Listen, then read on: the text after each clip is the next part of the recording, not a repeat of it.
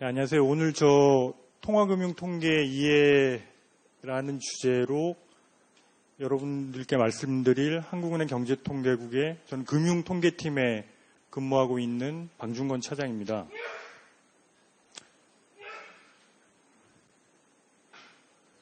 오늘은 저희가 발표하고 있는 통계를 중심으로 이제 말씀을 드릴 텐데요. 그 첫 번째로 통화 및 유동성 지표 말씀드릴 거고, 그 다음에 가계 부채, 그 다음에는 금융기관 가중평균 금리, 그 다음에 그 외에 이제 기타 금융 통계, 그리고 마지막으로 통계를 어떻게 이용하시면 좋을지 그런 거를 말씀드리도록 하겠습니다. 저는 2001년도에 한국은행에 입행을 했고요.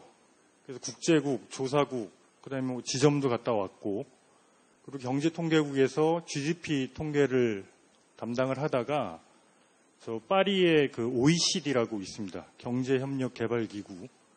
거기 OECD 본부가 파리에 있는데 거기에 3년 통계국에서 파견 근무를 마치고 얼마 전에 들어와서 이번에 지금 통화 쪽을 맡게 됐습니다.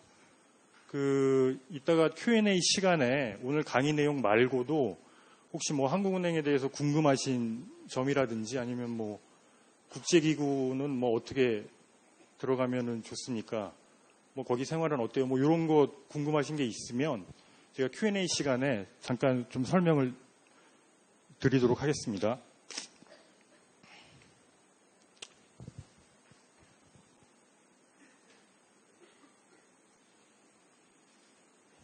이게 파워포인트가 한 60페이지 되거든요. 근데 지금 제일 졸린 시간에 지금 모이셨는데 좀 테크니컬한 내용들이 이제 뒤에 나와요. 통화가 뭐 어떻게 뭐 만들어지고 뭐 이런 게 나오는데 그거는 뭐 그냥 이런 게 있다. 그 정도 그냥 한번 보고 지나가시면 될 것 같고, 오늘은 그냥 통화가 뭐고 이게 지금 경제에서 어떻게 돌아가는 거냐. 이걸 이제 저는 굉장히 신기했는데 한번 보시고 한번 생각을 한번 같이 해보셨으면 좋겠습니다. 일단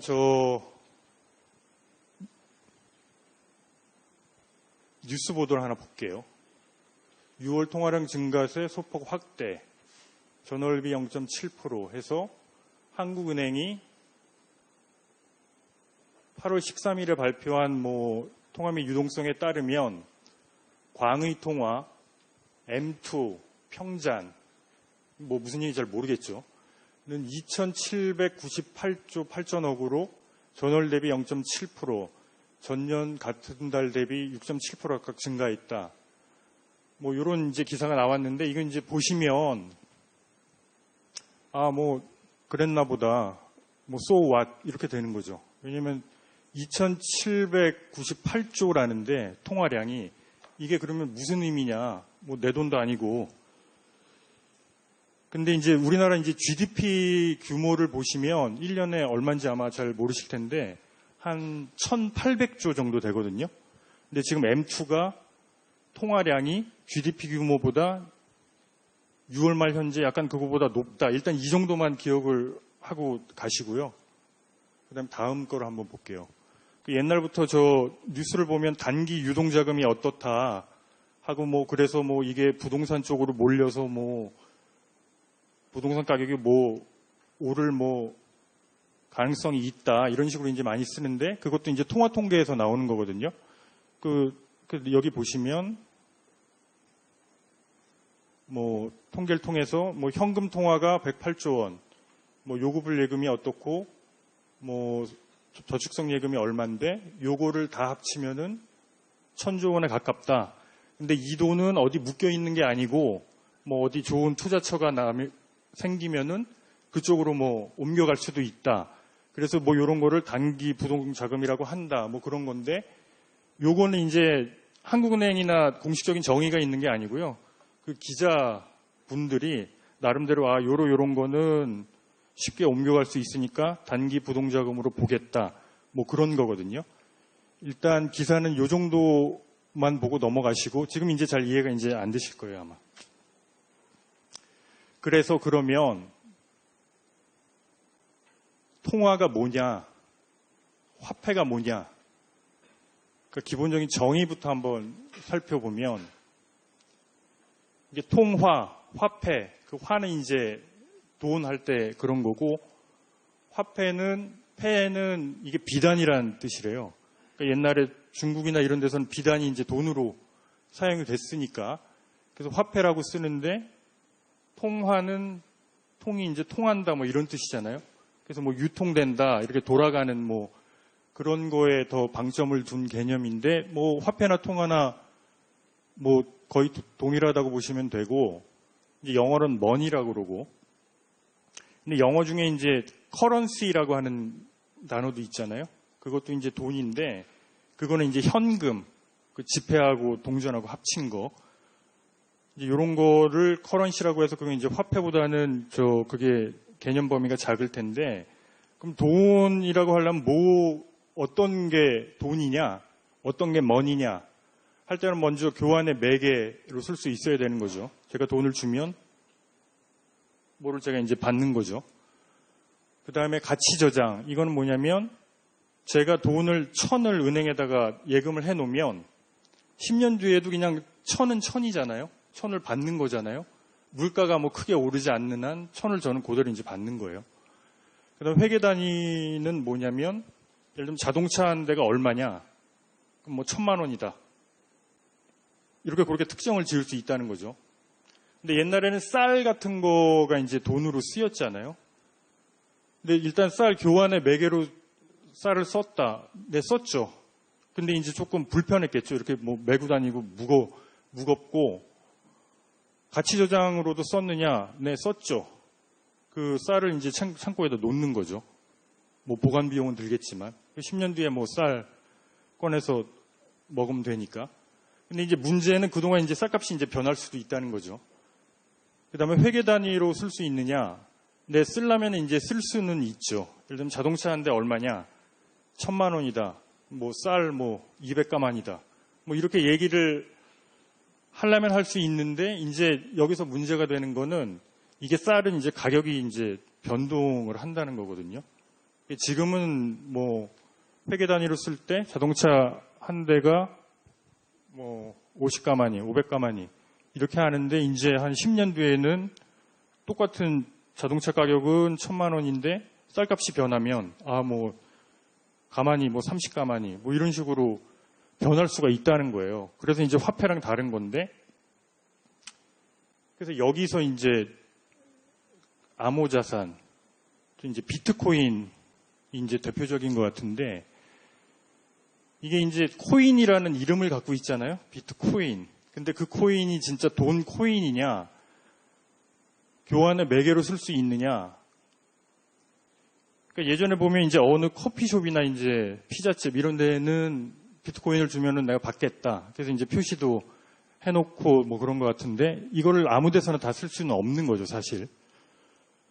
가치 저장 수단이 있느냐? 있죠. 제가 이제 오늘 비트코인을 뭐 하나를 샀다. 10년 뒤에도 이제 비트코인은 하나일 건데 문제는 이제 뭐 뉴스 많이 보셨겠지만 가격이 이제 엄청나게 변할 거라는 거예요. 화폐는 1,000원 예금을 해놓으면 10년 뒤에도 그냥 1,000원이라 물가가 크게 변하지 않으면 그거의 가치를 갖는데 비트코인이나 쌀 같은 건 막 가격이 변하죠. 그래서 가치 저장 수단으로 가치가 있느냐? 이제 이것도 의문이 있는 거죠. 그 회계 단위로 자동차 1,000만 원이면 뭐 비트코인 1.5개 뭐 현재는 이런데 이것도 이제 시간이 지나면 비트코인이 가격이 변하기 때문에 적정한 회계 단위로 작용을 할 수가 없는 거거든요. 그래서 가장 큰 문제는 이걸 화폐로 볼 수 있느냐? 약간 어려울 것 같다. 왜냐하면 비트코인을 안 받는 데도 많고 그 다음에 이게 가격이 굉장히 변동성이 크기 때문에 가치 저장이나 아니면 회계 단위로 쓰기가 어렵다.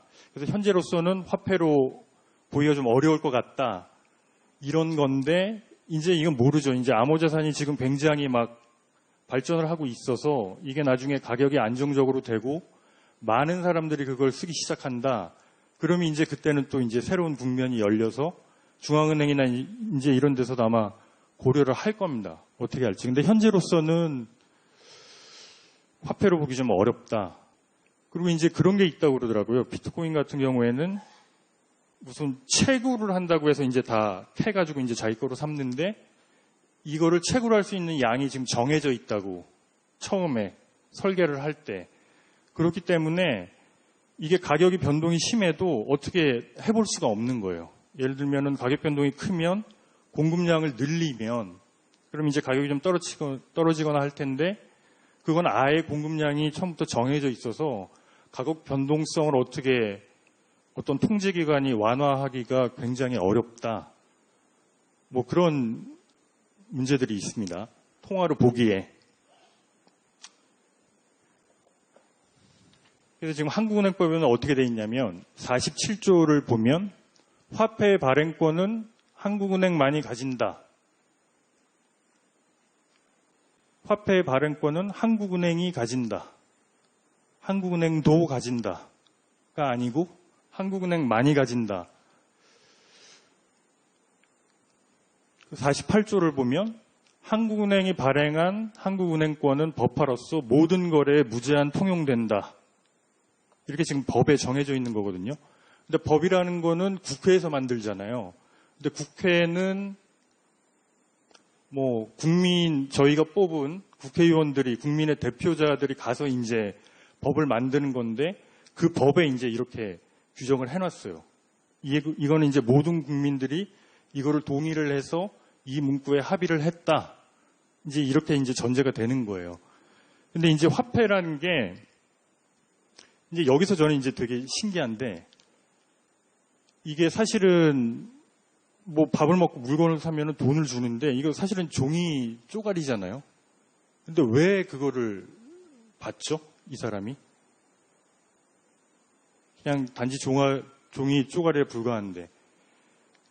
근데 이제 그게 이제 모든 거래 무제한 통용된다. 이렇게 되니까 예를 들면 어떤 사람이 제가 뭐 물건을 사고 돈을 내려고 그랬더니 나는 돈 안 받겠다고. 난 금만 받겠다. 나는 저 지폐는 못 믿겠다. 돈은.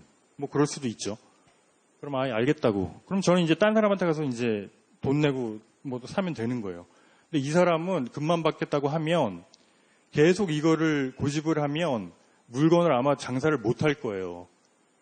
왜냐하면 금뿐만 아니라 지금 돈이 서로 간의 신뢰하에 지금 통용이 되고 있는데 나는 금만 받겠다. 그럼 아무도 이제 그 사람한테 가서 물건을 안 살 거잖아요. 그러니까 일종의 지금 이제 사회적인 약속인 거예요, 이게. 가치는 없는 종이 돈인데 이걸 내가 누구한테 가져가면 그 사람은 이거를 믿고 받을 거다. 그러니까 지금 사회에 사실은 엄청난 서로서로 신뢰가 있어야지만 이게 가능한 거거든요. 그래서 이제 화폐의 역사를 잠깐 이제 말씀을 한번 드려보자면 원래는 1910년대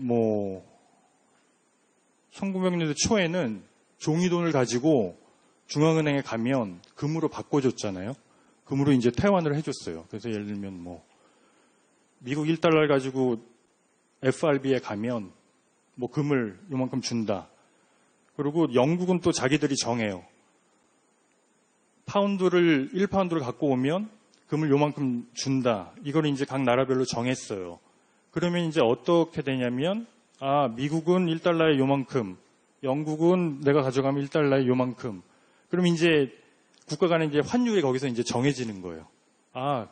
그 금은 예를 들면 똑같은 금인데, 달러는 얼마, 파운드는 얼마. 그럼 그게 같은 가치를 가지잖아요. 그러면 환율이 그렇게 정해졌었는데, 이게 이제 1차 대전이 일어났죠. 1차 대전이 일어나니까 정부가 어떻게 하냐면 그 군수물자가 필요하잖아요. 그래서 이제 물건을 민간에서 사가지고 막 이제 전쟁할 때 쓰고 이래야 되는데 이게 정부가 돈이 없는 거예요. 그러니까 일단은 금 바꿔주는 거는 모르겠고 한꺼번에 사람들이 밖으로 오진 않겠지 하고 이제 막 화폐를 찍어요. 그러니까 쉽게 그냥 화폐를 찍는다고 할게요. 중앙은행하고 이렇게 해가지고 화폐를 찍어가지고 막 물건을 민간에서 사서 막 전쟁 물자에 막 쓰고 이래요. 그럼 시중에 화폐량이 통화가 막 엄청나게 늘어날 거잖아요. 막 뿌렸으니까. 근데 전쟁이 막 지속되고 이러니까 이제 나중에는 이렇게 해버리는 거예요. 아, 이제는 달러랑 파운드를 중앙은행 갖고 와도 우리가 돈을 못 바꿔주겠다. 뭐 그럴 거잖아요. 옛날에는 딱 바꿔주는 비율이 있었는데 지금 전부 다 그 종이돈 갖고 와서 바꿔달라고 하면은 금이 모자라잖아요. 금은 그만큼 없는데 통화는 발행을 해버렸으니까. 그래서 이제 못 바꿔주겠다. 그래서 이제 첫 번째로 그게 무너졌어요. 종이돈 가지고 달러 못 바꾼다. 이제 그러다가 전쟁이 끝났어요. 1차 대전이. 시중에 통화량은 많고. 그래서 다시 예전으로 돌아가야 되겠다. 통화를 환수를 해가지고 예전처럼 1달러에 금 얼마 주는 그 체제로 가야 되겠다. 그래서 통화를 막 환수를 하다 보니까 뭐 꼭 그 원인은 아닌데 디플레이션이라는 게 아마 경제학하신 분들은 아실 건데 디플레이션이라는 게 일어나고 대공황이 일어났어요. 그래서 그 1달러를 금으로 바꿔주는 이런 체제를 금본위제라고 하는데 글로 돌아가는 게 실패를 했어요. 대공황이 일어나서. 근데 그 와중에 또 2차 대전이 일어난 거죠.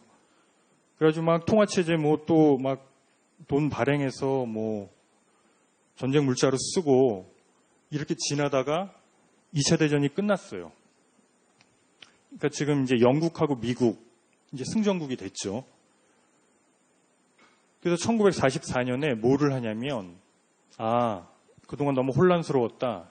새롭게 국제금융 질서를 세우자 해가지고 이제 1944년에 모여서 논의를 했어요. 근데 영국에서는 뭐를 주장을 했냐면 그때 아마 케인즈라고 다들 이제 아실 건데 케인즈가 미국이 자기들이 너무 마음대로 할까봐 세계 통화를 만들자. 이게 이제 영국 주장이었고 미국에서는 물론 안 된다. 미국 달러를 중심으로 하는 기축통화를 만들겠다. 뭐 이런 거였거든요. 그러다가 결국 미국이 이겼어요. 회의 싸우다가. 이겨서 그 브레튼 우즈라는 도시에서 이제 발표를 하는 거죠. 미국 달러 35달러를 갖고 오면 미국 중앙은행에서 금 1온스를 주겠다. 그러니까 옛날로 돌아가는 거예요. 대신에 영국 파운드를 갖고 오면 금으로 바꿔주지 않는다.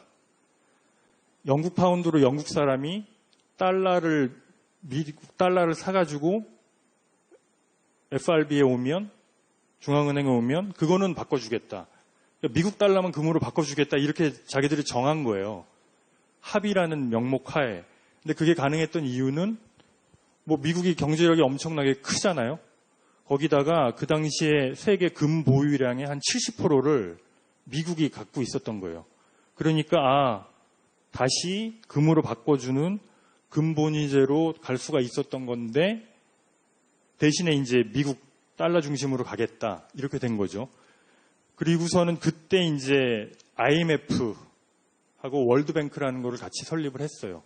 그래서 IMF 같은 경우에는 어떤 나라는 뭐 일시적으로 뭐 달러나 이런 게 부족할 수도 있으니까 그럴 때 뭐 IMF에서는 그러면 대출을 해줘서 뭐 혼란을 막는다. 그리고 월드뱅크는 뭐 좀 개발이 더딘 나라라든지 이런 데에 뭐 원조나 아니면은 뭐 개발을 돕는다. 이런 명목으로 그렇게 이제 됐어요. 44년에 브레튼 우즈 체제가 출범을 했고 그때 이제 IMF하고 이제 월드뱅크가 세워져서 이제 미국 주도로 이제 경제가 막 나아갔죠. 그러다가 이제 50년대, 60년대에 그 냉전이 시기잖아요. 미국이랑 소련이랑 뭐 미사일 막 개발하고 달나라 막 보내고 그리고 60년대 말에 이제 월남전이 일어난 거죠. 그러니까 또 전쟁이 일어났어요. 그러니까 미국이 이게 또 이제 전쟁이 일어나니까 이제 또 똑같이 되는 거예요. 이게 돈을 어떻게 금이랑 조달을 원래는 금을 더 많이 사가지고 금 보유량 느는 것만큼 통화량이 같이 늘면 똑같이 늘면은 아무 바꿔주는데 문제가 없는데 일단 전쟁이 나니까 쓰고 보자 해서 이제 또 돈으로 막 군수 물자 대고 뭐 이렇게 썼어요. 프랑스나 이런 다른 나라에서 이렇게 가만히 보니까 미국의 행태를 보니까 이게 너무 심상치 않다. 그래가지고 자기들이 갖고 있는 달러 가지고 미국에 막 요구도 하고 그랬어요. 야, 니네 이런 식으로 나오면은 저 35달러에 1온스 바꿔준다고 한 약속을 지킬 수 있냐. 통화가 이렇게 많이 풀리는데. 근데 미국은 뭐 그냥 버티다가 월남전 계속 지출하고 하다가 1971년 뭐 8월 15일인데 그때 이제 저 닉슨, 그때 미국 대통령이 닉슨이었는데 나중에 그 워터게이트로 이제 물러나죠. 그 사람이 선언을 해요. 달러가 너무 많이 풀려서 이게 금으로 바꿔달라고 하는 걸 이제 감당을 못하니까 앞으로는 못 바꿔줘. 달러 갖고 와도. 그거를 이제 소위 닉슨 쇼크라고 부르는데 그러니까 1910년대 초에 했던 그런 행태를 이제 또 하는 거예요. 자기들이 그냥 발행을 해놓고 이제는 갖고 와도 못 바꿔줘. 이렇게 되니까 이제 또 국제금융시장이 막 혼란스러워지는 거죠. 환율도 이제 막 달러 양과 뭐 이런 거에 따라서 막 변하고. 그래서 그 전까지는 환율이 금 이거에 따라서 뭐 미국 파운드 이게 환율이 고정이 돼 있다가 이제 금이랑 못 바꿔줘. 뭐 각자 도생해. 뭐 이러니까 이제 환율이 막 그때부터 달러 값이 막 변하고 그때부터 막 변동 환율제가 시작이 됐던 거거든요.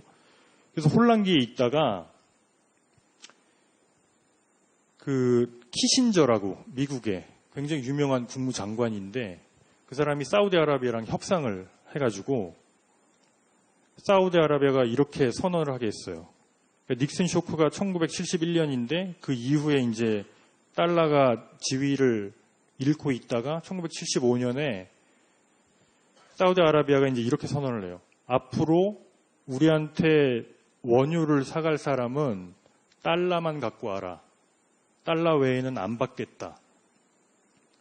이러니까 이제 달러 가치가 갑자기 또 이제 높아지는 거예요.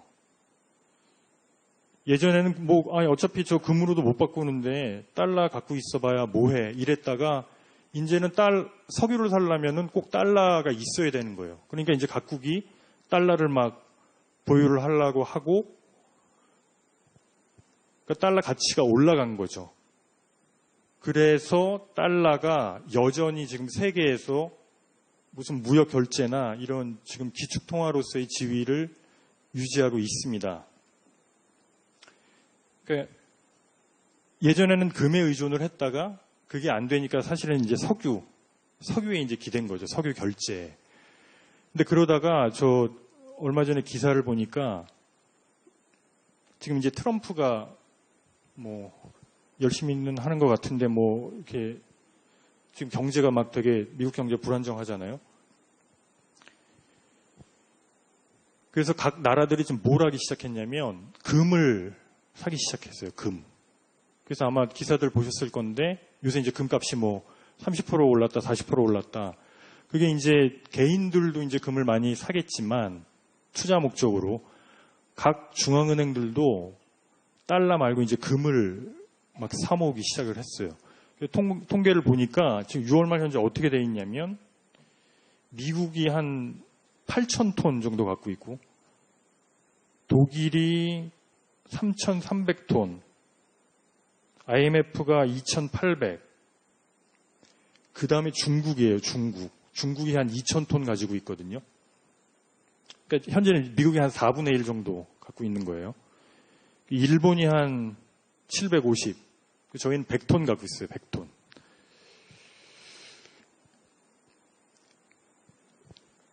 이게 중국이 지금 그거를 굉장히 많이 노력을 하잖아요. 저기 무역 결제에 있어서 그걸 굉장히 많이 노력을 했어요.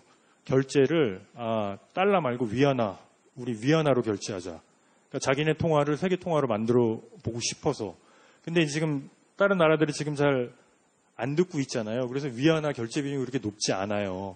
여전히 달러로 결제를 하는데 지금 중국이 이제 금을 많이 사모기 시작을 했어요. 근데 현재는 미국 금의 지금 4분의 1밖에 안 되지만 지금 중국 외환보유액은 지금 세계 1위거든요. 근데 이제 그렇게 나갈지 안 나갈지 모르겠는데 이제 그럴 수도 있는 거예요. 중국이 금을 충분히 확보를 하게 되면 금을 위안화를 갖고 와라. 중국 중앙은행에. 그러면은 내가 금으로 바꿔주겠다. 그러니까 다시 저 근본이제, 위안화 중심의 근본이제를 출하를 할 수도 있죠. 금이 충분하면. 이제 그럴 때 되면은, 그렇게 되면 위안화 가치가 굉장히 높아지기 때문에 이제 달러랑 거의 막 대등한 위치까지도 갈 수가 있을 거예요. 근데 그렇게까지 갈지 안 갈지는 모르지만 하여튼 지금 달러가 좀 최근이긴 하지만 약간 불안정해서 각국 중앙은행들이 지금 금을 사 모으고 있다. 지금 뭐 현재는 이렇네요.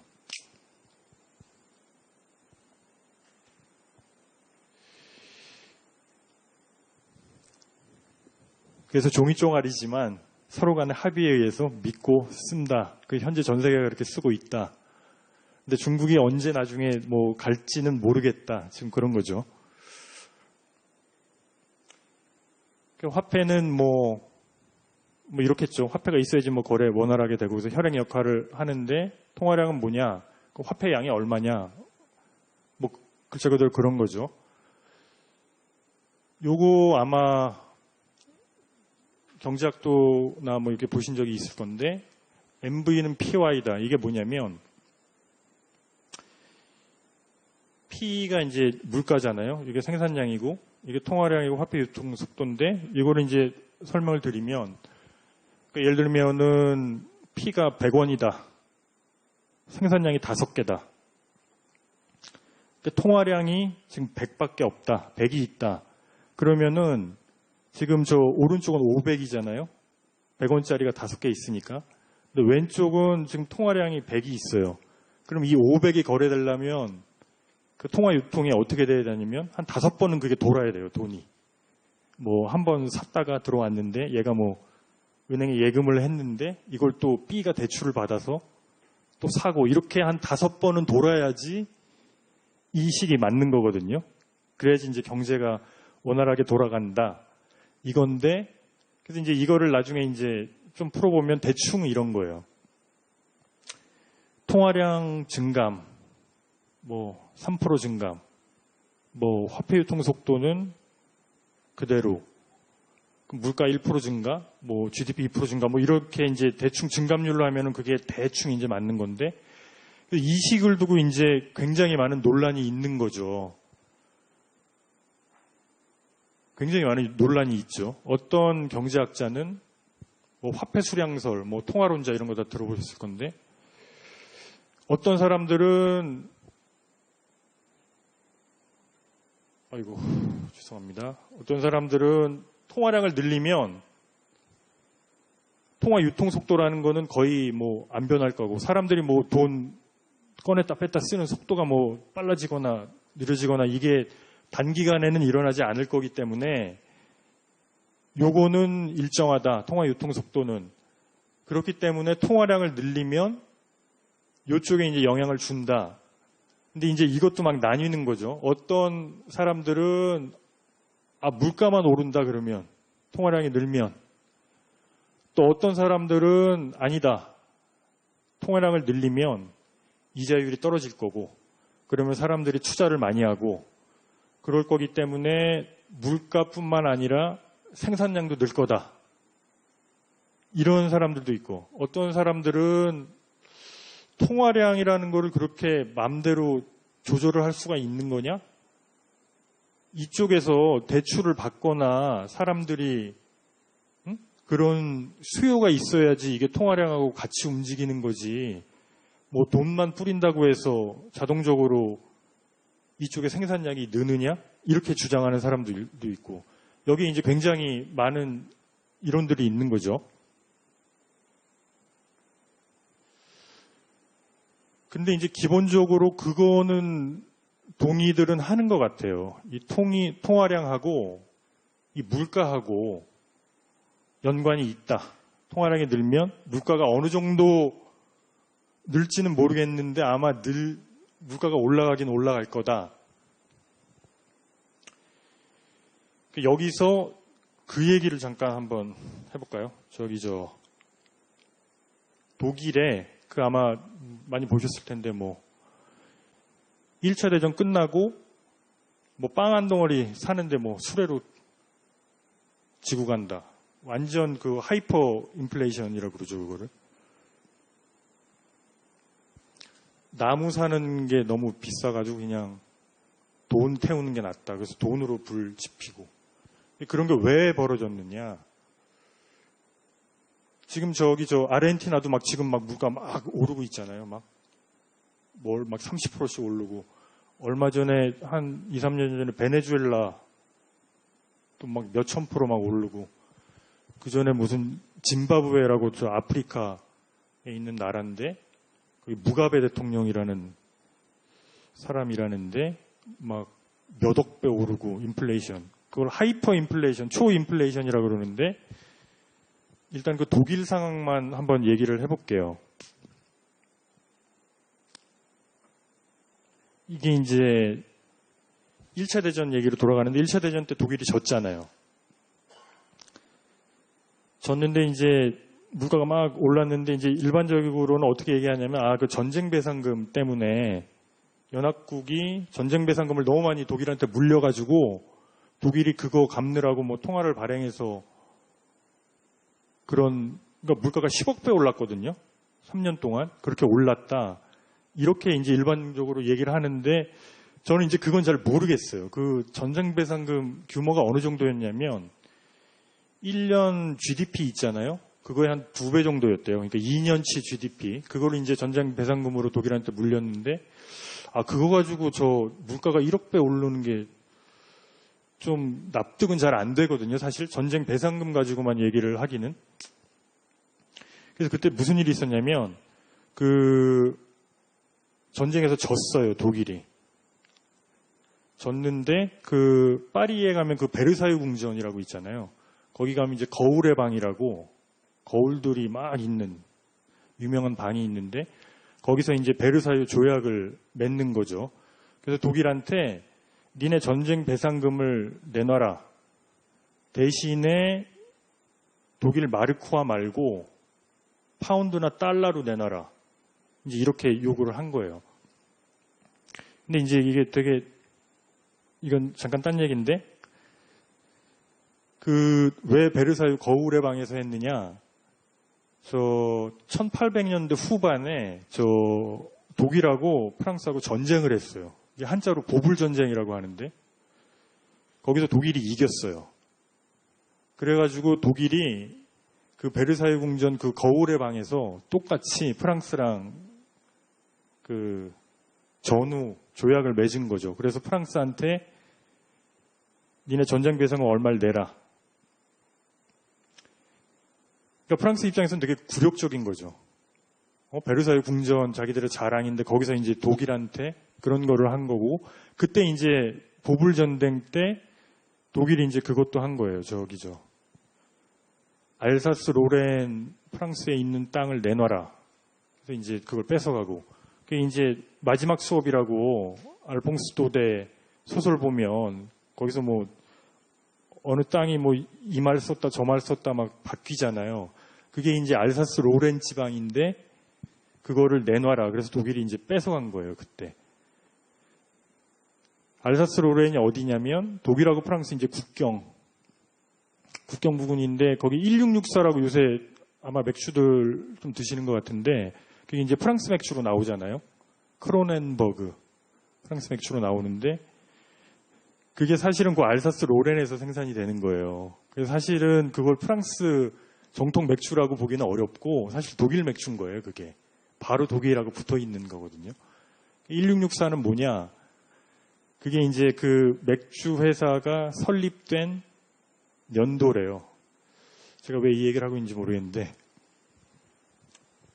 그런 1664 블랑 있잖아요. 블랑 하얀 거. 그게 이제 몽블랑 할 때 블랑이거든요.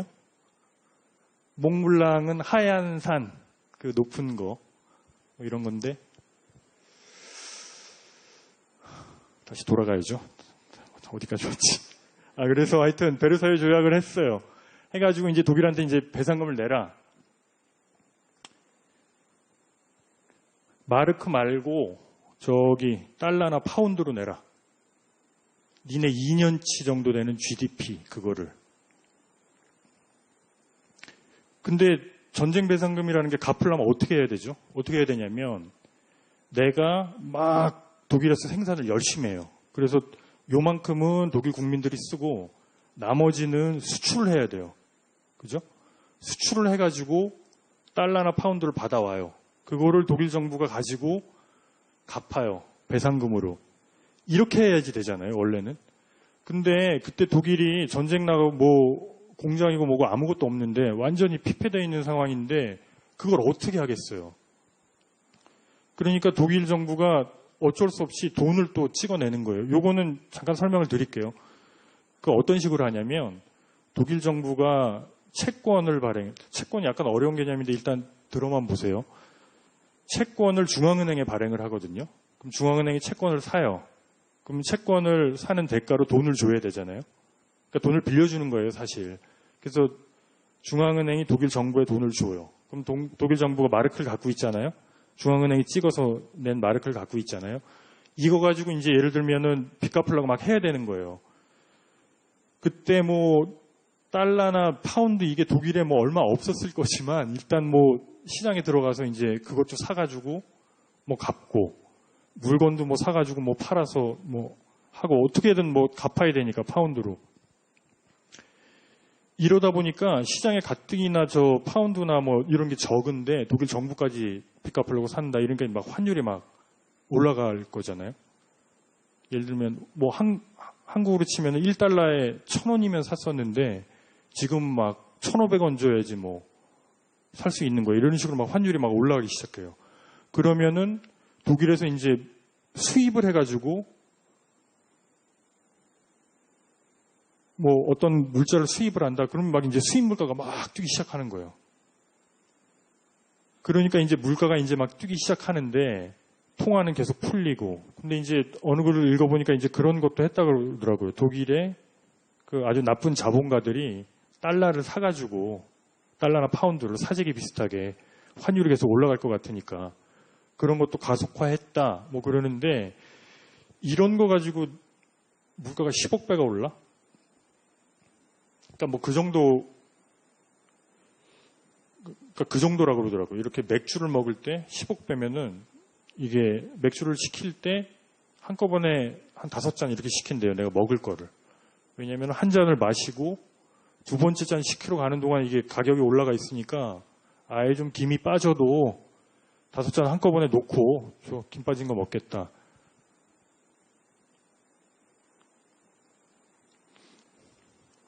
뭐 사실인지 아닌지 모르겠는데 뭐 그런 얘기가 있는데 다시 돌아가면 하여튼 그 전쟁 배상금이나 이렇게 환율 이런 거 가지고 이제 10억 배 물가가 이렇게 오르기는 굉장히 힘들 것 같고 제 생각에는 그래서 이제 사람들의 이제 기대 심리가 중요한 것 같거든요.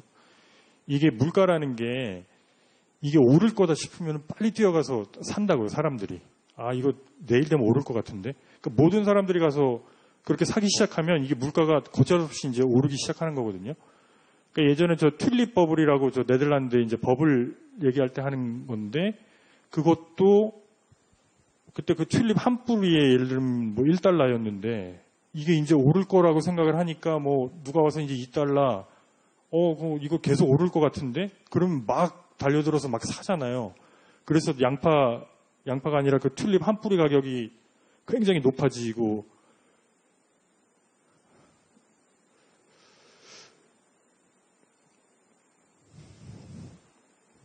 양파가 웃기신가 보죠. 양파 많이 드세요. 요새 저 양파값 떨어졌다는데. 농민들이 힘들다고. 그러다가 이제 튤립 이거는 버블은 언제 멈추냐면 누군가가 저거 너무 높은데 이제 안 사. 그러면 이제 그때부터는 버블이 이제 꺼지기 시작하는 거거든요.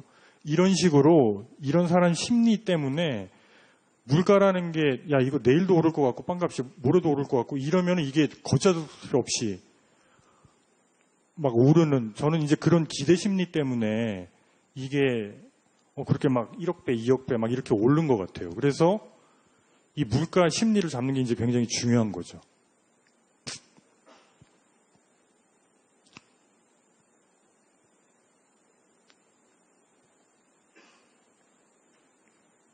그러다가 그럼 어떻게 해서 인플레이션을 잡았느냐? 어떤 독일 중앙은행에 어떤 사람이 와가지고 뭐를 했냐면, 지금 마르크 막 이런데, 1억 마르크 막 그거에 뭐 빵 한 덩이 이런데, 우리가 새로운 통화를 발행을 하겠다. 이거는 요만큼만 발행을 하겠다. 이렇게 딱 얘기를 해버린 거예요. 이게 발행이 늘면은 막 물가가 뛰는 거잖아요. 근데 요거는 이만큼만 발행을 하겠다. 압력을 엄청나게 받았는데 그렇게 선언을 했어요. 그리고 일주일 동안 고민을 했어요. 요 새 통화하고 옛날 통화하고 바꿔줘야 되잖아요. 옛날 통화 은행에 갖고 오면 이 새 통화를 뿌려가지고 요것만 이제 유통이 되게 해야 되는데 그거를 비율을 얼마로 바꿔주지? 이게 막 하루에도 막 옛날 통화는 막 변하니까 이러다가 적정한 걸 찾아냈어요. 그래서 한 일주일쯤 있다가 요 옛날 통화를 요만큼 갖고 오면 새 통화를 요만큼 주겠다. 새 통화는 대신에 더 이상 발행하지 않아. 양은 정해져 있어. 이러니까 이제 사람들이 새 통화는 믿기 시작을 한 거예요. 그래서 잘 교환이 되고 그래서 그 인플레이션 그렇게 높았던 게 한 달 만에 진정이 됐다 그러거든요. 그렇게 해서 일단 인플레이션은 진정이 됐는데 이제 이런 문제는 남았던 거죠. 독일의 이제 중산층들이 막 예금을 하고 이제 있었는데 마르크로 화폐가 그렇게 막 물가가 오르니까 그 예금 갖고 있는 게 휴지 조각이 되잖아요. 옛날엔 1000마르크 있었으면 예를 들면 차를 한 대 샀는데 지금은 1000마르크 가지고 뭐 물가가 오르면 빵 하나밖에 못 산다. 이렇게 되니까 중산층이 막 몰락을 하는 거죠. 그러니까 이제 그때 그런 틈새를 노려서 이제 히틀러가 나치가 나타난 거예요. 그래가지고 우리 뭐 이렇게 살면 되겠냐? 빚도 못 갚겠다. 전쟁 배상금 못 갚어. 이런 식으로 해가지고 이제 나치가 사람들 마음을 얻고 이랬는데 그래서 케인즈가 여기 또 나오는데 그 베르사유 방에서 독일에 대해서 배상금 내라고 조약을 맺을 때 연합국들한테 그런 거예요. 니들 그러면 안 된다. 니들 그런 식으로 과도하게 독일을 쪼으면 문제가 생긴다. 물가든 모든 문제가 생기니까 그렇게 하지 마. 케인즈가 이렇게 얘기를 했는데도 연합국은 밀어붙였고 그러다 보니까 독일이 초인플레이션이 일어났고 그러면서 이제 나치당이 등장하고 뭐 여기까지 온 거예요. 2차 대전이 일어나고. 그래서 물가 관리, 그러니까 사람들의 물가 심리를 잡는 게 중요하다. 굉장히 중요하다. 그런 면에서 독일 중앙은행이 이제 그걸 절실히 느낀 거예요. 이거 통화량하고 사람들이 물가는 말이 오르지 않을 거야. 이런 심리를 심어주는 게 중요하다. 그래서 독일 중앙은행이 굉장히 물가에 대해서 굉장히 엄격하게 관리를 해왔어요. 그 이후에. 현재까지. 그래서 독일 사람들은 이런 말을 한대요. 신은 안 믿어도 분데스방크. 그게 이제 독일 중앙은행인데 내가 독일 중앙은행은 믿겠다. 그 정도로 이제 독일 중앙은행이 이제 신뢰를 쌓아왔어요. 근데 이제 요새 독일이 좀 문제가 되고 있죠. 저 신문 보셔서 아시겠지만 무슨 이제 파생 상품을 팔았는데 그게 예를 들면 독일 국채 금리가 뭐 0.5% 요 선에 계속 머물면 네가 돈을 나한테 맡기면 내가 뭐 5%를 주겠다. 근데 이 금리가 마이너스 0.7%로 가면 마이너스 금리는 다시 말씀드릴게요. 그것도 너무 신기한 거죠. 마이너스 금리가 말이 되나 이런데 하여튼 이 금리가 마이너스 0.7% 아래로 떨어지면 그럼 넌 돈을 다 날릴 거야. 근데 설마 독일 분데스방크 그 신뢰를 쌓은 분데스방크가 있고 독일 경제 그렇게 BMW 탄탄하고 그런데 금리가 떨어진다는 것은 경기가 안 좋아질 때 이제 금리가 떨어지는 거거든요. 독일 경제가 그렇게 가겠어? 떨어지겠어? 해가지고 이제 했더니 이제 한국 뭐 많이 사셨다는 거잖아요. 한 1년 전에. 근데 그때는 또 마침 금리가 오를 때라 뭐 별 걱정 안 하고 있다가 최근에 이제 독일 막 GDP 성장률 마이너스로 가고 금리가 지금 막 마이너스 0.6 막 여기까지 떨어지니까 그 돈을 이제 지금 다 원금을 회수를 못하게 됐다. 그게 이제 요새 계속 나오는 그거잖아요. 그러니까 독일도 참 그 탄탄했던 경제가, 그러니까 유로존이나 이런 거 유지하는 게, 이건 딴 얘기긴 한데 정말 저 단일 통화권 하는 게 쉽진 않은 것 같아요. 이게 미국은 연방국가지만 예를 들면은 뭐 캘리포니아주에서 돈을 걷어서 어느 주가 부족하면 거기 이제 돈을 뭐 옮겨서 한 나라니까 이렇게 할 수가 있는데, 유럽은 유로라는 단일 통화를 쓰고는 있지만 예를 들면 뭐 독일이 잘 본다고 해서 그 독일에서 막 해다가 못 사는 나라 막 뿌려주고 이렇게는 자유롭게 못 하잖아요. 나라가 다르니까. 그래서 하여튼 단일 통화권을 유지하는 건 굉장히 힘든 것 같은데, 이건 딴 얘기고. 그래서 하여튼 이거에 대해서 여러 가지 논의가 있다. 여러 가지 이론이 있다는 거고, 제가 한 10분만 더 할게요. 한 3시까지 하고 그다음에 한 5분 정도 쉬었다가 그러고 하겠습니다. 그럼 이제 이거를 한번 살펴보죠. M, 통화량은 어떻게 공급이 되느냐. 이게 이제 본원 통화라는 거로 공급이 된다. 근데 파생 통화라는 게 생긴다.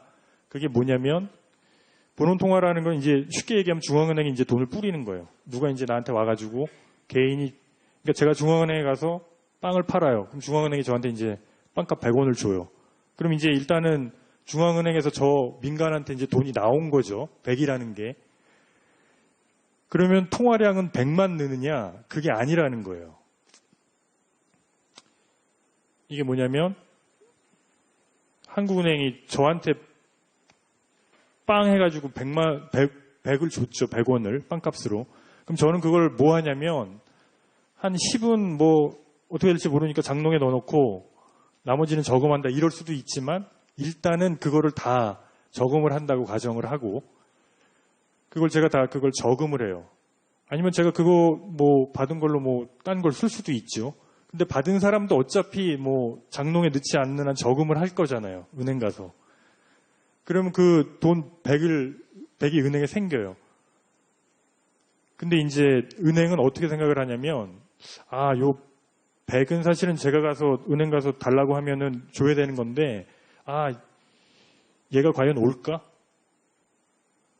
그리고 이제 저 같은 은행, 그러니까 저같이 예금한 사람들이 여러 명이 있다고 치면, 한 1000명 있다고 치면, 1000명이 한꺼번에 와서 돈을 달라고 할까? 그렇진 않을 거다. 그거는 그렇게 되면 그걸 뱅크런이라고 하잖아요. 가서 다 돈 달라고 인출하는 거. 그거는 정말 위기 상황에만 오는 거고, 그렇진 않을 거다. 오케이, 그러면 그 중에서 10은 혹시 뭐 누가 와서 달라 그럴 수 있으니까 남겨놓고, 90은 내가 대출을 하다. 대출. 90을 누구 딴 사람한테 빌려줘요. B.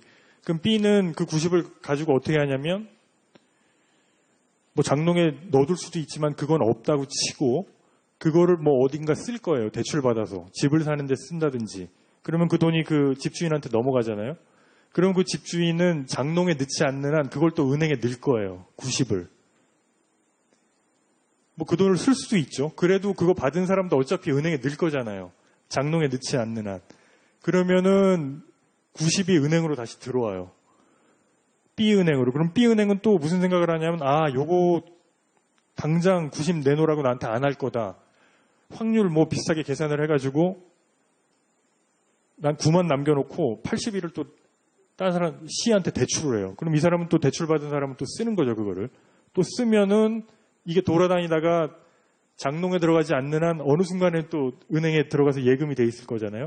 그러면 그 은행은 또 요만큼만 남기고 또 대출을 하고, 이런 식으로 해서 처음에 한국은행은 빵값으로 그냥 100만 내보냈을 뿐인데, 그 돈을 쓸 수 있는 사람들이 되게 막 많아지는 거예요. 집주인도 막 나도 요만큼 쓸 수 있네 막 많아지는 거예요. 이거를 파생통화라고 부르거든요. 처음에 한국은행이 뿌린 거는 원래적인 통화다. 그래서 본원 통화고, 이거는 파생됐다. 그래서 이제 파생통화라고 부르는 거예요. 이제 이게 이제 그 과정인데, 그래서 이제 이게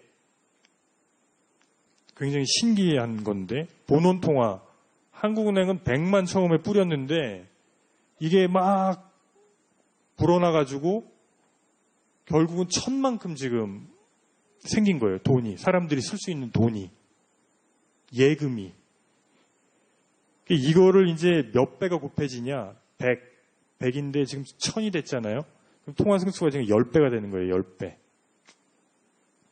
그러니까 이게 굉장히 저는 신기한데 여러분은 어떤지 모르시겠는데, 그러니까 인류에 무슨 3대 발명품이 있다고 그러잖아요. 뭐 수레바퀴, 뭐 화약, 또 뭐가 있나요? 근데 이제 어떤 사람은 이런 중앙은행 제도하고 이런 금융 시스템, 이것도 이제 인류의 굉장히 큰 발명품 중에 하나다. 근데 이제 그런 생각이 들어요. 이게 이제 일단 금이랑 지금 태화는 지금 안 된다고 그랬잖아요. 금이랑 못 바꾸는데 경제 규모가 막 늘어나는데 어떻게 유동성은 늘려야지 이게 경제가 잘 거래가 돌아갈 것 같고, 근데 어떻게 이제 이런 시스템을 만든 거죠. 굉장히 신기한.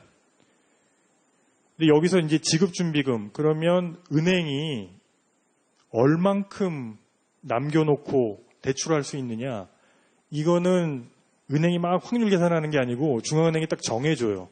지준율이라고, 그걸 지급준비율이라고 그러는데 지급을 준비하는 비율이라는 뜻이잖아요. 현재는 어떻게 되어 있냐면, 나중에 말씀드리겠지만 요구불 예금이라고, 그건 이제 막 넣다 뺐다 쓸 수 있는 거예요. 이거는 뭐 꺼낼 가능성이 많잖아요. 그래서 그건 7%. 그거는 7%를 쌓아놔라. 그리고 기타 이렇게 저금 한 뭐 2년 묵혀두고 오래 묵혀두는 돈, 그거는 뭐 찾아갈 가능성이 당장 크지 않으니까 2%만 쌓아놔라. 이제 이렇게 지금 정해져 있고, 그래서 이제 나중에 중앙은행 정책 중에 이제 통화량을 조절하는 정책 중에 이제 정책이 3개가 있는데, 그 중에 하나가 이제 이건 거죠. 예를 들면 지급 준비를 높여가지고 니네 뭐 10 말고 20만큼 쌓아라. 이러면 이제 은행이 대출하는 수 있는 돈이 줄어드니까 사람들이 쓸 수 있는 돈이 줄어드는 거고, 그러면 이제 유동성이 주는 거예요. 이거는 다 배우셨을 것 같고, 근데 이제 여기 이제 문제가 있는 거죠. 아까 전에 MV는 PY였잖아요. 그럼 오케이, M 통화량은 뭐 이렇게 공급된다고 치자. 그런데 그럼 그 통화 승수, 예를 들면 본원 통화를 요만큼 공급하면은 10배가 는다. 이게 안정적이냐? 꼭 그렇게 되냐? 그렇지 않다는 거죠, 그게. 이게 지금 통화 승수가 이제 계속 내려가고 있는데 이게 그런 거예요. 아까 전에는 얘기를 할 때 대출을 하면 이 사람들이 장롱에 쟁여놓는 거 없이 전부 다 쓰든지 결국은 은행으로 전부 다 돌아간다 이렇게 되는데, 예를 들면 난 땅 밑에 묻어주겠다 뭐 이런 사람도 있을 거잖아요. 이게 지금 땅 밑에 묻어두는 돈이 많으면 그만큼 은행으로 들어가는 돈이 적기 때문에 대출할 수 있는 돈이 적어지고, 그러면 이제 통화량이 그만큼 안 느는 거잖아요. 이때 지금 떨어지는 게 무슨 일이 있었냐면, 이게 뭐 외환위기 이후죠. 이게 2010년인데 2009년도에 한국은행에서 이제 5만 원짜리를 발행을 했어요. 그러니까 사람들이 그 5만 원짜리, 이게 무슨 뭐 검은 자금이 있는지 없는지 모르겠는데 5만 원짜리를 발행한 이후에 사람들이 현금으로 돈을 갖고 있는 경향이 좀 높아진 거예요. 그러니까 당연히 그만큼 이제 통화가 더 늘어나는 정도는 줄어드는 거죠. 통화 승수. 아이고, 죄송합니다. 그리고 이제 이때 또 금리도 이제 낮으니까 사람들이 뭐 금리도 낮은데 은행에 뭐 저금해서 뭐 하냐. 그래서 저금도 안 하고. 그러니까 이제 점점 본원 통화를 늘려도 통화가 느는 그 정도가 줄어든 거예요. 그리고 통화 유통 속도. 그러니까 아까 여기서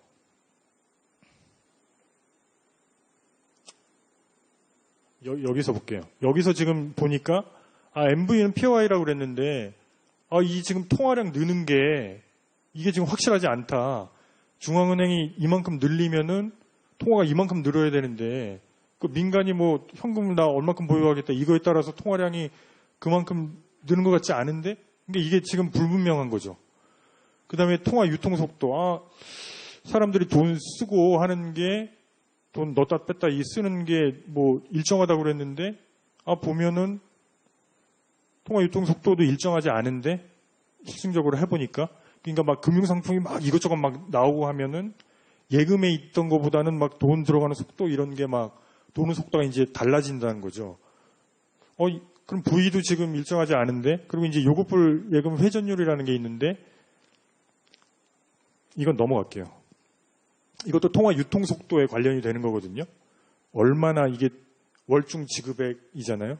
얼마나 돈이 많이 지급됐다 들어왔다 지급됐다 들어왔다 이거를 얘기하는 건데 이것도 보면은 뭐 일정하진 않잖아요. 오르락내리락. 이걸 보니까 아니 통화도 지금 공급되는 게 그 계산대로 안 되는데 통화 유통 속도 이게 일정하다고 그랬는데 이것도 일정하지 않은데 그러면은 이거가 지금 P하고 Y에 물가하고 성장률에 영향을 미친다고 볼 수 있나? 그걸 우리가 알아낼 수 있나? 뭐 이렇게 되는 거죠. 이 그래프는 뭐냐면 이건 조금 이게 이제 통화 증가율 M V는 일정하다고 보고 GDP 성장률 그게 이제 Y일 거잖아요. Y인데 그 뒤에서는 잘 안 보이실 거예요. 제가 아까 뒤에 보니까 잘 안 보이던데 이제 요 선이 Y고 그리고 이제 디플레이터라는 게 있는데 이건 굉장히 좀 어려운 개념인데 이게 물가라고 보시면 되고 그거가 이제 요건데 그래서 이제 요거에다가 요거를 더한 게 이 빨간 선이거든요. 그래서 이제 요게 지금 P하고 Y 두 개의 성장률 더한 거예요. 이거는 M이고 근데 옛날에는 이게 좀 비슷한 방향으로 갈 것 같은데 근데 이제 그래프를 그려보면 이게 지금 비슷한 방향인지 아닌지 잘 모르겠는 거죠. 그래서 어떻게 하냐면 한국은행이 외환위기 이전에는 오케이 통화량 이거 본원 통화로 하면은 우리가 통화량 안정적으로 갈 거야. 통화 유통 속도는 일정할 거야. 그래서 물가하고 Y에는 어떤 일정한 영향을 미칠 거야. 이건 우리가 알아낼 수 있어. 이렇게 해가지고 통화량 목표제라는 걸 했어요. 그래서 물가 상승률이 뭐 예를 들면 한 3%, GDP 성장률이 한 2%, 그럼 두 개 합하면 한 5%잖아요. 그러면은 통화 유통 속도가 어느 정도일 거라고 생각을 해서 그러면 통화량은 몇 프로 정도 증가를 시키면 되겠구나. 근데 그 통화량을 늘리려면 본원 통화를 어떻게 늘리면 통화 승수를 통해서 통화량이 어떻게 늘겠구나 해가지고 이제 통화량 목표제를 했어요. 통화량을 우리가 한번 해보자. 해서 통화량을 우리가 몇 프로로 하겠다. 이걸 공표를 했어요. 근데 지나다 보니까 그 이제 앞에서다 보신 것처럼 통화가 사람들이 뭐 장롱에도 넣고 이러는데 그게 일정한가? 통화 유통 속도는 일정한가? 그거에 대한 의구심이 생겨서 어떻게 하냐면 이거 통화 승수 잘 모르겠는데 몇 배 가는지 유통 속도 이것도 잘 모르겠는데 그럼 M을 늘리면 Y로 가는지 어떻게 되는지 잘 모르겠는데 이렇게 된 거예요.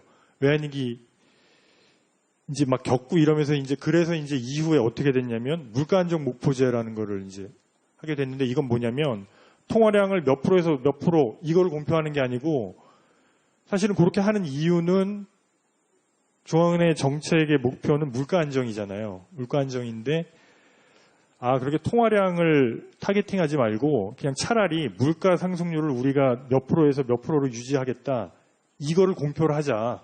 뭐 예를 들면 뭐 3.5%로 유지를 하겠다. 아예 이 목표를 공표를 하고 그거를 달성하기 위해서 지금 이제 기준금리라고 하는데 이런 거를 잘 움직여가지고 물가 상승률 그거로 바로 타겟팅하자. 왜냐하면 통화량을 타겟팅해서 하는 거는 이게 어떤 경로로 물가나 성장에 영향을 미치는지 모르니까. 그래서 이제 물가 안정 목표제라는 걸로 바꾼 거예요. 그래서 지금 통화량은 어떻게 돼 있냐면 그냥 정보 변수로 통화량 뭐 이런 거를 쓰고 있는데 통화를 보긴 보는데 옛날만큼 그렇게 중요한 지표가 된 건 아니에요. 그런데 이제 이럴 수는 있죠. 통화량 증가율을 봤는데 갑자기 뭐 10% 넘게 뛴다든지 그러면은 이제 그래? 그럼 이게 물가에 영향을 줄 수도 있겠는데 이런 이제 정보 변수로의 역할은 할 수가 있는 거죠. 이제부터는 약간 테크니컬한 거라 뭐 그냥 이런 게 있구나, 통화는 이렇게 만드는구나 이 정도만 보시면 되고 제가 조금 빨리 얘기를 할게요. 그럼 통화가 뭐냐?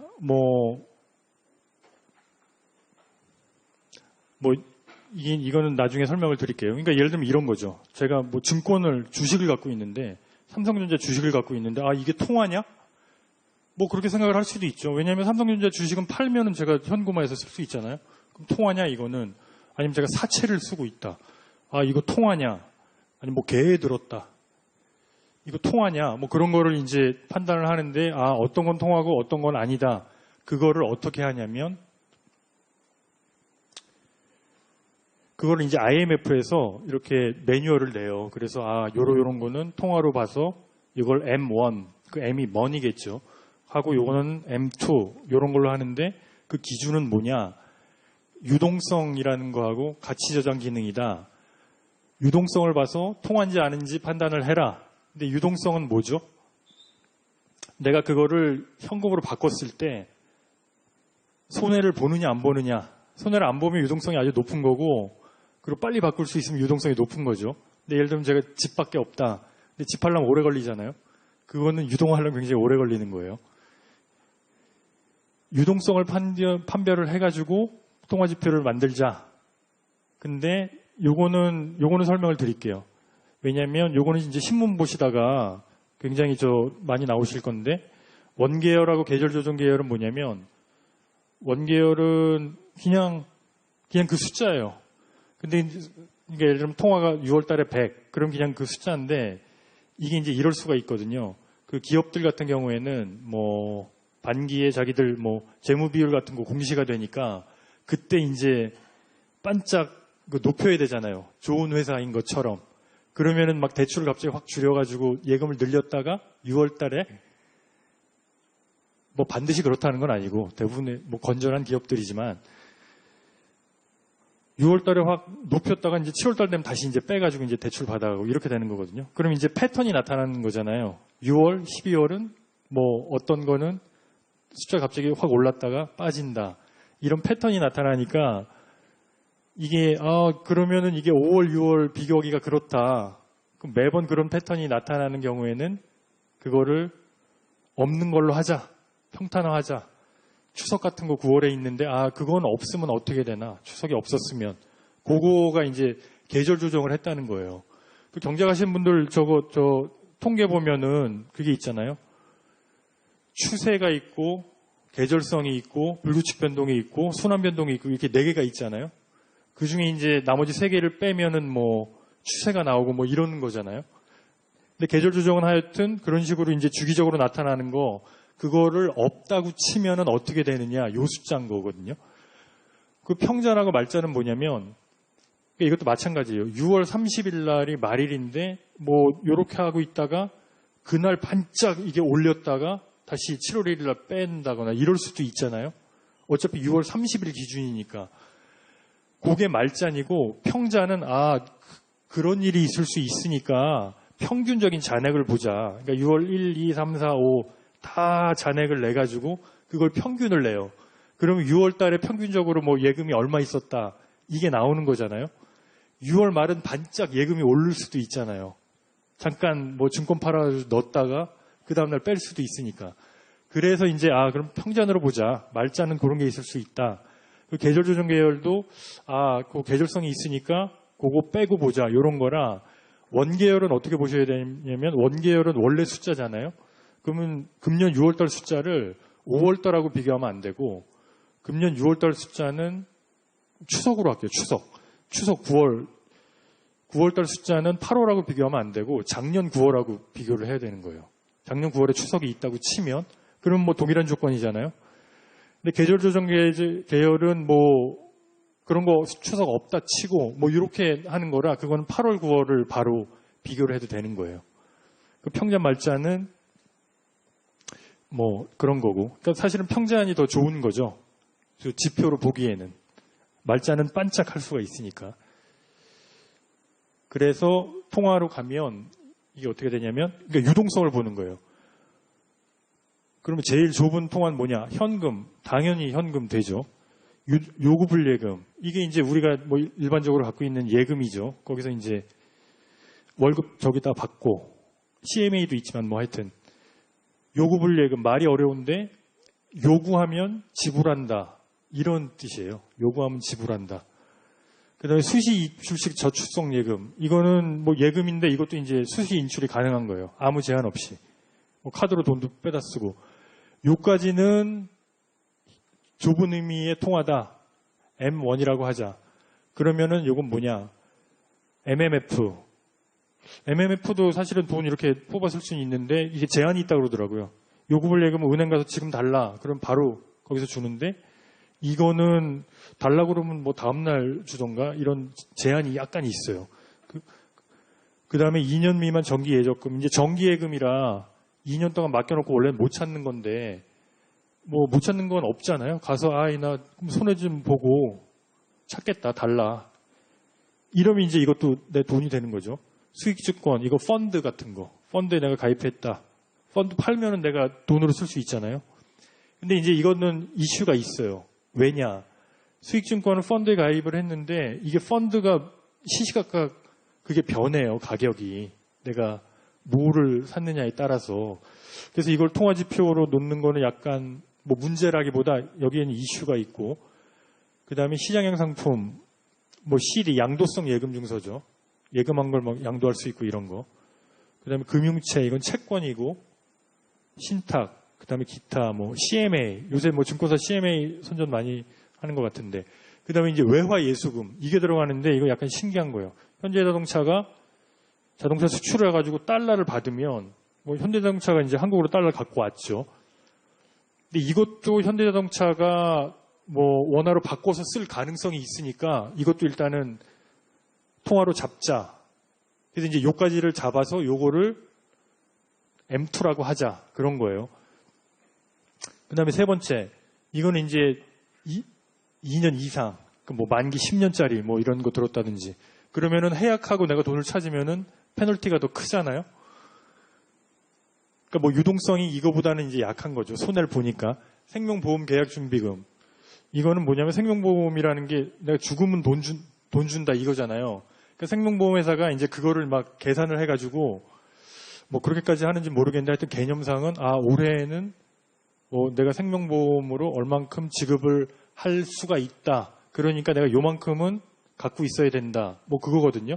그러면 이제 나중에 생명보험 계약을 해지를 하든지 아니면 누가 사망을 하든지 하면은 보험금이 어쨌든 나가잖아요. 그 개인한테, 민간한테. 그래서 일단 이것도 통화로 본다. 그거고 여기 보면은 뒤에서는 안 보이실 텐데 증권금융예수금이라는 게 있는데 이건 뭐냐면 제가 주식을 살라고 증권회사에 100을 맡겼는데 그중에 50은 삼성전자를 사고 50은 안 사고 그냥 갖고 있었어요. 그러면은 이거를 증권회사들이 내가 50을 갖고 있네. 그래서 막 굴릴 수 있는 게 아니고 이거는 고객의 소중한 돈이잖아요.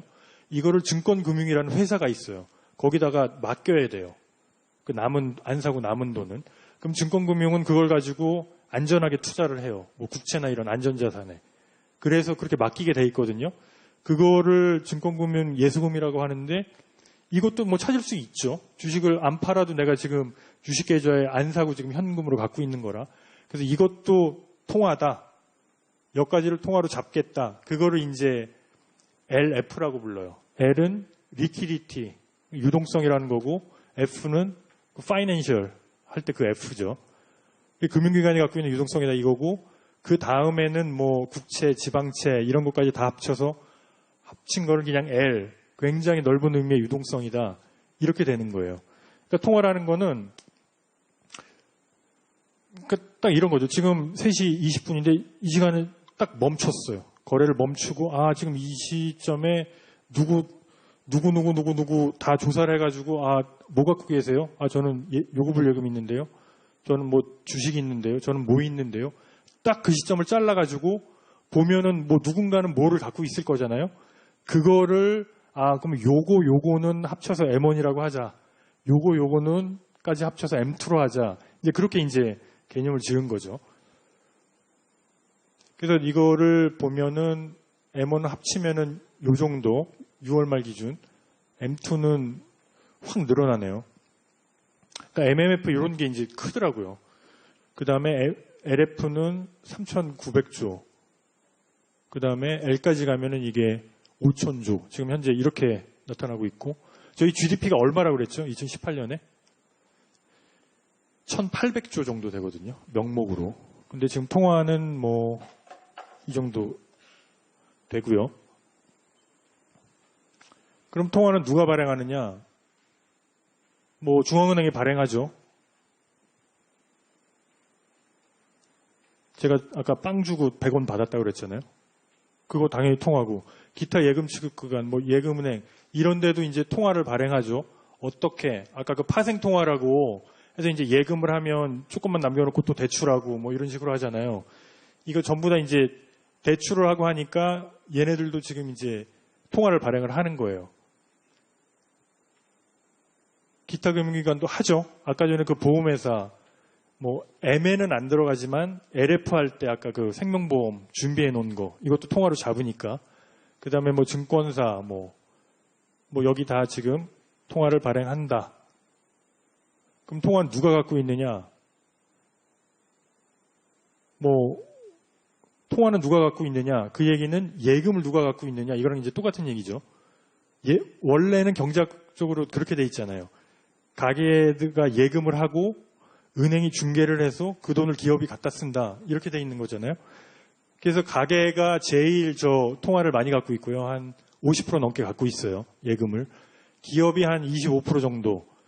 그 다음에 기타 금융기관 갖고 있고 사회보장기구. 이게 무슨 뭐 국민연금, 뭐 고용연금 뭐 이런 거고. 중앙은행이 갖고 있는 거는 통화가 아니겠죠. 그러니까 그렇게 생각하시면 돼요. 통화는 이렇게 민간 쪽에 이렇게 나가 있는 거예요.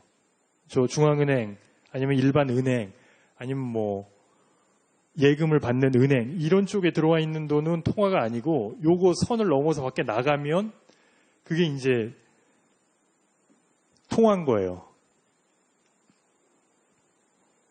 그러니까 예를 들면은 뭐 국민은행이 한국은행에 예금을 뭐 100억 갖고 있다. 이거는 통화에 안 들어가는 거예요. 왜냐하면 뭐 은행이 갖고 있는 거니까 밖에서 어떻게 민간하고 연관이 된 게 아니니까 그렇게 되는 거고 중앙정부는 빠져요. 뭐냐면 정부가 이제 세금을 거두면 그걸 이제 중앙은행에 예금을 하거든요. 그리고 예를 들면 뭐 재정을 푼다. 그럼 그 예금을 꺼내서 이제 민간한테 푸는 건데 이거는 통화에 잡지 않아요. 왜냐하면 장기적으로 보면 중앙정부는 세입하고 세출을 일치시킬 거잖아요. 장기적으로는. 그래서 통화적으로는 뭐 세입으로 빨아들이는 거, 세출로 나가는 거 이게 똔똔이다. 그래서 통화적으로는 중립이다. 그래서 통화를 갖고 있는 걸로 보지 않아요. 지방정부는 좀 중앙정부랑 다르죠. 뭐가 다르냐? 지방정부는 세입 세출을 잘 못 맞춰요. 그래가지고 중앙정부가 지방정부에 돈도 주고 이러잖아요. 그래서 이제 지방정부는 들어가는 것 같고 중앙정부는 들어가지 않아요. 그래서 지금 이제 누가 통화를 갖고 있느냐, 이게 이제 그 얘기고. 그래서 통화지표를 볼 때는 어떤 상품을 유동성 정도에 따라 나눌 수 있고, 누가 발행하냐, 중앙은행이 할 수도 있고, 은행이 할 수도 있고, 보험사가 할 수도 있다. 이거를 누가 갖고 있느냐, 뭐 가게, 개, 아니면 뭐 기업 이런 데서 갖고 있을 수 있다. 이렇게 이제 분류해서 볼 수 있다는 거예요. 그러니까 요 범주에 들어가는 것만 통하고. 요게 아닌 거는 통화로 현재는 잡지를 않는 거예요. 근데 이제 나중에 뭐 논의가 있을 수는 있죠. 아니 주식 같은 거는 팔면 금방 돈으로 바꿀 수 있는데 왜 그거는 적어도 L 큰 의미의 통화에는 잡지 않느냐. 그 뭐 논의가 있다가 나중에 그거를 뭐 주식 뭐 가격이 막 변하긴 하는데 이거를 딱 평가해서 할 수 있으면은 뭐 그걸로 통화로 하자. 이렇게 이제 정할 수는 있는 거죠. 근데 현재로서는 그렇게 통화로 들어있지는 않은 거예요. 요 바운더리에 있는 것만 M1, M2, LFL로 잡는다. 이렇게 돼 있는 거죠. 그럼 통화지표를 어떻게 하느냐? 제일 좋은 거는 모든 사람한테 찾아가가지고 지금 뭘 갖고 계시죠? 뭘 갖고 계시죠?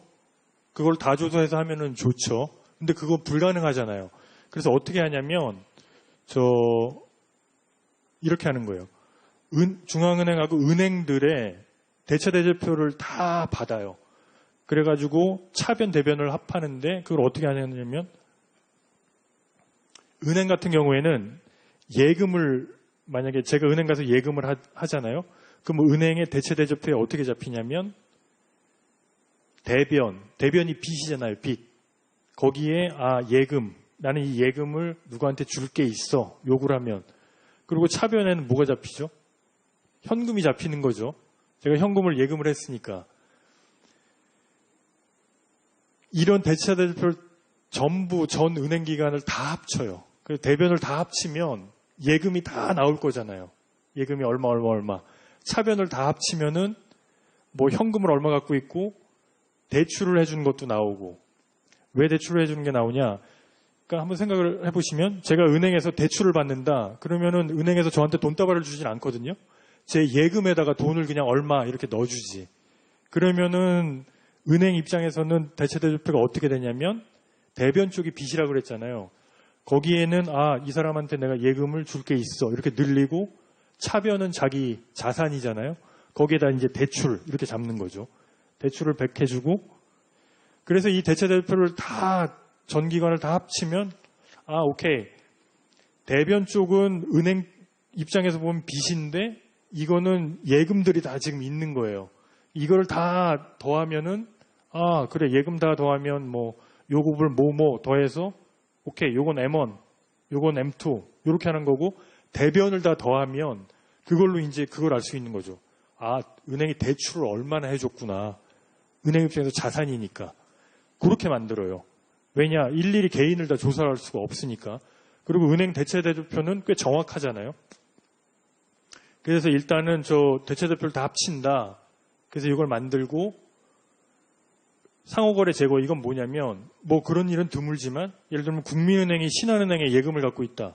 신한은행이 뭐 국민은행에 대출을 해줬다. 이러면 그 국민은행하고 신한은행 대체대조표에 차변, 대변 다 잡힐 거거든요. 근데 이제 그거는 아까 말씀드린 것처럼 금융기관 내부에서 거래라 저희 민간하고는 사실은 상관이 없어요. 그거는 통화로 잡으면 안 되거든요. 국민은행이 신한은행에 예금을 갖고 있다고 하더라도 통화 보유 주체가 국민은행은 통화 보유 주체가 아니기 때문에 그거는 빼야 돼요. 그래서 이제 다 합친 다음에 오케이 요거는 금융기관까지 거래니까 요거는 뺀다 해서 다 지워요. 그래서 연결 대체대표를 만들어서 객관표라는 걸 만드는데 이게 이제 말씀드린 그거거든요. 자산, 부채 있으면 다 이쪽을 다 합친다. 이쪽은 그럼 예금이 합쳐진 거라 이건 지금 중앙은행이라 그런 건데 다 합친다. 그러면 이제 이쪽은 예금이 합쳐진 걸 거라 요구불 예금이나 뭐뭐 합치면은 M1, 뭐 딴 걸 합치면은 M2 이렇게 이쪽에서 통화가 나오는 거고 이쪽은 이제 아까 말씀드린 대로 대체대조표의 자산이 이쪽에 잡히니까 오케이. 그러면은 은행이 어디에 얼만큼 대출을 해줬구나. 이제 여기가 나오는 거죠. 대체대조표를 다 합쳐서 보면. 그래서 보면은 뭐 현재 이렇습니다. 뭐 요금을 이 현금 통화가 왜 이쪽에 있느냐? 이건 중앙은행이 돈을 주잖아요. 빵을 받고 100을 준다. 그럼 중앙은행은 대체대조표에 어떻게 하냐면 왼쪽에다가 빵이 생겼으니까 자산 쪽에 빵, 그리고 부채 쪽에 현금 통화, 화폐 발행액 이렇게 부채로 잡아요. 뭐 그럴 거잖아요. 부채로. 그래서 이제 이 현금 통화가 여기 있는 거거든요. 예금 뭐 이런 거 합친다고 그랬죠. 그리고 이쪽은 이제 자산이라 아까 대출 나간 것들, 그거를 뭐 어디에 얼만큼 나갔는지 기업에 많이 나갔죠. 가게는 뭐 요만큼 나가고. 대체대조표를 하면은 자산부채가 요쪽이 맞게 돼 있잖아요. 예금 취급권 개간표라는 건 이제 그렇게 만든다. 부채 쪽 다 합치고 자산 쪽만 다 합친다. 그러면은 통화 공급이 어떻게 되느냐? 그 다음에 보시면 중앙정부를 통한 공급. 중앙정부가 이제 세금을 걷어들인다. 그러면 당연히 통화량이 줄겠죠. 그런 건 나타나는 거거든요. 그 다음에 민간 부분을 통한 공급. 이거는 뭐 대출을 늘린다. 그러면은 뭐 늘어나는 거죠. 그 다음에 국외 부분을 통한 공급. 현대자동차가 자동차 수출을 많이 해가지고 달러를 많이 들여왔다. 그러면 이 달러는 언젠가는 뭐 바뀔 수 있다. 원화로. 그러니까 통화량이 늘어난다. 뭐 이런 거죠. 그게 이제 경상수지 흑자. 아니면 외국인들이 주식을 살려고 돈을 많이 갖고 들어왔다. 달러를 갖고 들어왔다. 그 언젠가는 원화로 바뀌어서 쓰인다. 그러면 이제 다 이게 되는 거고.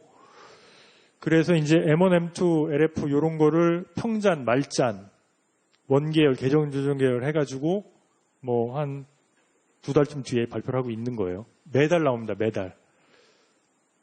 그래서 보도자료를 보면 계절조정 계열 설명드렸고 평잔 조원으로 한다. 그래서 M2를 이제 주로 보는데 2,800조 원인데 요거는 5월 계절조정 계열이니까 바로 전호라고 비교할 수 있다고 그랬잖아요. 요 바로 5월하고 비교를 해보면 그때보다 0.7% 늘었다. 뭐 이렇게 되는 거예요. 근데 이제 그럼 통화지표를 어디다 쓰냐? 이 증감률, 이 절대 규모보다는 이제 증감률을 보는 거죠. 그래서 지금 통화가 너무 빨리 증가하고 있는데 이게 물가에 부담이 되겠는데? 안 되겠는데? 그럼 이제 정보별 수로 지금 쓴다는 거거든요. 그래서 보면은 이게 이제 증가율을 내본 거예요. 전년 동월 대비로 요거는. 보면은 2006년, 7년 이때 막 늘다가 통화 증가율이 꺼지다가 이제 이렇게 유지되는데 이때 뭐가 있었냐면 이때 가계대출 이때 부동산 값이 되게 많이 올랐어요. 2005년, 6년에. 그래가지고 가계대출을 막 억제를 하니까 이때 막 기업대출 쪽으로 늘려가지고 통화량이 막 그렇게 막 늘어났거든요. 그리고 토지보상자금이라고 그때 막 이슈가 됐었는데 그게 막 풀리는 거예요. 막 정부에서 돈이 막 나가는 거예요. 민간으로. 그래서 통화 증가량이 막 느는 거죠. 그러다가 이제 금융위기가 오니까 뭐 실물 경제 다 위축되고 이러니까 이제 대출 이런 거 뭐 안 받겠다. 그러니까 이제 통화량 증가율이 꺼지다가 지금 이제 이 정도 수준에서 유지하고 있다. 이렇게 지금 되는 겁니다. 그 다음에 가계신용으로. 가계신용은 이렇다. 이건 뭐냐면 빚이에요, 빚. 가계의 빚. 이거는 신문에 굉장히 많이 나죠. 뭐 가계신용, 아니 뭐 가계부채가 뭐 어때서 뭐 큰일 났다. 뭐 이거를 줄여야 된다. 이거는 뭐가 있냐면 뭐 은행이나 이런 데서 이제 대출을 받는 거죠. 이런 데서 이제 대출을 받으면 전부 다 가계 빚, 이게 가계 신용이다. 이런 건데 판매 신용이라는 거는 제가 이제 카드를 그으면 일단은 그 카드 회사에서 내주잖아요. 그리고 월말에 제 통장에서 빼가잖아요. 잠깐 빌리잖아요. 그거를 이제 판매 신용이라고 하는 거고 이거는 제가 월말에 갚았다가 그 다음에 이제 또 제가 카드를 긁을 거니까 또 생기는 거라 이게 일정하게 그냥 금액이 가는 거죠. 그래서 가계대출을 보면 뭐 돈을 예금 취급기관에서 빌릴 수도 있고 딴 데서 빌릴 수도 있다. 판매 신용은 카드다. 그래서 보면은 지금 1,500조예요. 이게 가계빚이. 합치면 대출 받은 게 요거고 판매 신용, 카드 쓴 거. 그건 한 90조 정도 된다. 이것도 이제 증감률 있잖아요. 여기 이제 말잔으로 돼 있고 뭐 퍼센트로 돼 있는데 이 절대 규모도 중요한데 이제 증감률을 보시는 거예요. 증감률을. 이게 얼마나 높이 올라갔구나. 경제 성장률에 비해서 이게 높구나 낮구나. 그거를 이제 보시면 되는 거고. 요 표는 보시면 뭐 가계 대출한 게 1,500조인데 은행이나 상호저축은행, 뭐 상호금융 이런 데서 한 게 1,000조고 그중에 주택담보대출이 예금은행 주택담보대출이 한 반 정도 된다. 제일 크죠. 주택담보대출이. 이게 안전하잖아요. 은행 입장에서는. 영업하기 쉽고. 그 다음에 뭐 보험 뭐 이런 데서도 이제 빌릴 수 있는데 이건 한 400조 정도 된다. 이건 그냥 숫자 그냥 잠깐 나중에 보시면 되고 판매 신용은 이렇다. 이거 카드 회사고 판매 회사 요새도 있는지 모르겠는데 뭐 롯데백화점, 뭐 현대자동차 이런 데서 옛날에 뭐 잠깐씩 할부를 제공하고 뭐 이런 게 있었던 것 같은데 증감률을 보시자고 그랬잖아요. 그럼 이렇게 떨어지다가 이때 14, 15년에 올랐다가 지금 막 이때 왜 올랐느냐? 이때 새로운 정부 들어서서 그때 뭐 빚내서 집 사라는 거냐 뭐 해가지고 막 저 풀어줬어요. 부동산 부양 정책을 하고 가계대출 막 풀어주고 그때 그래서 이제 이때 막 가계 부채가 늘다가 이래서는 안 되겠다 해가지고 이제 막 가계 부채를 관리하고 막 이러기 시작했거든요. 그래서 이제 요때부터 이제 증가율이 떨어져서 이게 현재는 한 4.3% 전년 동기 대비로 그러니까 1년에 한 4.3% 는다 이렇게 보시면 되는 거예요. 이건 이제 기관별로 이렇다. 예금은행이 제일 많겠죠. 그리고 이제 자금순환 통계라는 게 있는데 이건 그냥 한번 읽어보세요. 가계신용 통계랑 뭐 이런 게 다르다. 크게 요 정도 차이가 난다. 가장 큰 차이는 뭐냐면 가계신용은 가계만 대상으로 하는데 자금순환은 뭐 소규모 개인 사업자 아니면 딴 거 요것도 포함시킨다. 포괄 범위가 다르다. 그래서 금액이 더 크다. 뭐 이런 겁니다. 다음에 금리. 오늘 발표를 또 하긴 했는데 오늘 이제 한국은행 기준금리는 동결을 했죠. 정책금리. 요거는 그거를 얘기하는 게 아니고 그냥 은행에서 금리를 얼마나 받느냐 이제 그런 거죠. 6월 달 보면 뭐 주택담보대출 금리가 7.4다. 뭐 굉장히 낮다. 지금 이런 거죠. 금리는 지금 낮을 수밖에 없죠. 정책금리가 되게 낮은데 걔네만 금리를 뭐 올려받든지 이렇게 이제 할 수가 없으니까. 시장금리, 금리가 이제 종류가 있는데, 뭐, 콜금리, 이건 이제 하루짜리 막 돈 막 빌리는 거예요. 증권회사나 뭐, 은행끼리 막.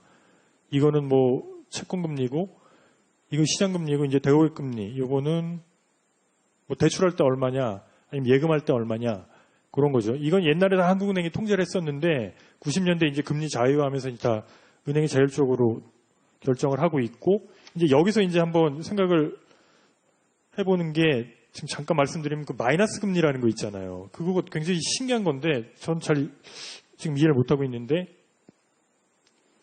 이게 이제 이런 거거든요. 내가 너한테 1,100을 빌려줄 테니까 너 나중에 1,000만 갚어. 뭐 이런 거죠. 보통은 1,100을 빌려준다. 그러면 뭐 1,200을 제가 돌려받든지 해야 되잖아요. 근데 내가 1,100을 줄 건데 빌려줄 테니까 너 나중에 1,000만 갚어. 이런 거거든요. 이게 마이너스 금리인데 그럼 왜 이런 걸 왜 하느냐? 이제 이런 거예요. 얘는 그런 증서를 갖고 있죠. 1,000을 빌려주고 1,100을 빌려주고 나중에 1,000을 돌려받는다. 그 증서를 갖고 있어요. 저는 나중에 1,000을 돌려받는 이게 채권이라는 거잖아요. 이게 채권인데 저는 이런 짓을 왜 하냐면 누군가 그런 사람이 나타날 거다.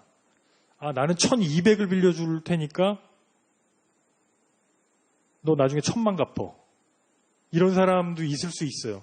얘는 왜 이런 짓을 하느냐? 누군가 나는 1,300을 빌려줄 테니까 1,000만 갚어. 이런 사람이 있을 거예요. 그러면 어떤 게 일어나냐면 저는 1,100을 빌려줄 테니까 1,000만 갚어. 이런 증서를 갖고 있잖아요. 근데 옆에 나타났어. 야, 내가 너한테 1,200을 줄 테니까 그 증서를 나한테 팔아. 그러면 이 사람이 저한테 1,200을 줘요. 그러면 저는 지금 100만큼 이득 받죠. 지금 1,100은 빌려줬고 얘한테 1,200을 받았어요. 그럼 저는 100만큼 이득을 봤어요. 그리고 저는 빠져요. 그럼 얘는 지금 어떤 상황이냐면 그 증서를 지금 갖고 있잖아요. 이 증서는 나중에 1,000만큼 돌려받을 수 있는 증서인데 오케이. 이 사람한테 1,200을 줬어요. 방금 전에 저한테. 그리고 얘는 지금 빠졌어요. 그럼 나는 뭘 했냐면 지금 1,200을 얘한테 주고 나중에 1,000을 돌려받을 수 있는 권리가 있는 거예요. 얘 머릿속엔 뭐가 있냐? 누군가 나타날 거다. 1,300원에 하는 사람이. 그러니까 이런 기대 때문에 지금 저 채권 시장에서 그 마이너스 금리라는 게 나타나는 거예요. 근데 이게 이제 아까 그 튤립 말씀도 드렸지만 그러니까 저는 이게 나중에 결과가 어떻게 될지 굉장히 궁금한데 어느 순간에는 얘가 바보같이 이거 더 오를 것 같은데 이러고 샀는데 옆에 보니까 이제 더 살 사람이 없어요. 그럼 얘는 어떤 꼴이 되냐면 내가 1,500을 주고 옆 사람한테 사가지고 나중에 1,000원을 지금 받는 걸로 돼 있는데 이게 만기가 왔어. 옆에 보니까 살 사람이 없어요. 그럼 얘는 그냥 어떻게 되냐면 1,500을 옆 사람한테 주고 사가지고 10,000개 그냥 1,000만 돌려받는 거거든요. 그럼 이게 얼마나 손해예요. 그러니까 결국은 저는 언젠가는 이게 이 단계에 오면 누군가 파산을 하든지 아니면 굉장히 손해를 볼 거잖아요. 이런 게 올 것 같은데 지금 현재는 지금 그런 상황이 지금 벌어지고 있는 거예요. 그래서 지금 마이너스 금리라는 게 대출을 할 때 이제 존재를 하는 거예요. 예금을 할 때는 뭐냐, 그거는 잘 모르겠어요. 예금할 때 이제 그거잖아요. 예금을 100을 예금하면 이자부터서 105를 받아야 되는데 이제 지금 그게 아니라는 거잖아요. 예금 100을 하면 너 보관료 내, 뭐 이거잖아요. 보관료 내에서 나중에 98만 돌려줄게, 뭐 이런 거거든요. 근데 이거는 사실은 크게 뭐 방금 전에 제가 이 채권, 돈 빌려주는 것만큼 이제 예금 쪽에서는 그렇게 많지는 않은데 이거는 그냥 뭐 찾아다 예금하지 말고 찾아다 돈 써라, 뭐 이런 취지로 하는 것 같은데 이쪽은 잘 모르겠어요. 근데 그 대출 쪽은 그런 생리로 누군가가 사갈 거다. 이렇게 해서 이제 그런 대출을 하는 거거든요. 채권을. 제가 잘 설명을 드렸는지 모르겠네요.